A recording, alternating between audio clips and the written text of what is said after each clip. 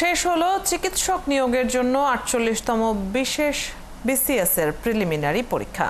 শুক্রবার সকাল ১০টা থেকে বেলা ১২টা পর্যন্ত ২ ঘন্টার এই পরীক্ষা অনুষ্ঠিত হয়।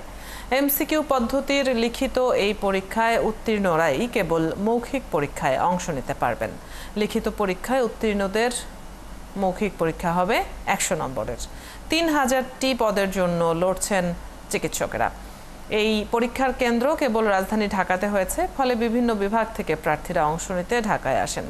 এতে করে সময় ভোগান্তি কিছুটা হয়েছে বলছেন পরীক্ষার্থীরা। সেই সাথে প্রশ্ন সহজ হয়েছে। পরীক্ষাকে ঘিরে প্রশ্নপত্র ফাঁসের অভিযোগ ছিল না, এমনটাও বলছেন প্রার্থীরা।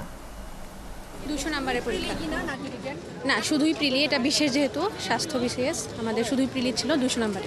এবার আসলে প্রশ্ন ফাঁসের গুজবের এরকম কিছু নাই, শোনা যায়নি বা এরকম হওয়ার পসিবিলিটি অতটা নাই। আর প্রশ্ন হয়েছে, মোটামুটি স্ট্যান্ডার্ড হয়েছে। স্পেশাল বিশেষটা তো ঢাকাতেই হয়, এটা আগেও হয়েছে। এখন ভোগান্তি কিছুটা হয়, তারপরও এটা তো মেনে নিতে হবে, কিছু করার নেই। সিলেট থেকে ঢাকাতে আসতে অনেক লং টাইম জার্নি করছি, অনেকটুকুই জ্যামে ছিলাম। অবশ্যই জার্নিটা আমাদের জন্য ডিফিকাল্ট ছিল, বাট কোয়েশ্চন ইজি হয়েছে। যারা ভালো মতো পড়ছে, আশা করি একটা ভালো রেজাল্ট পাবে।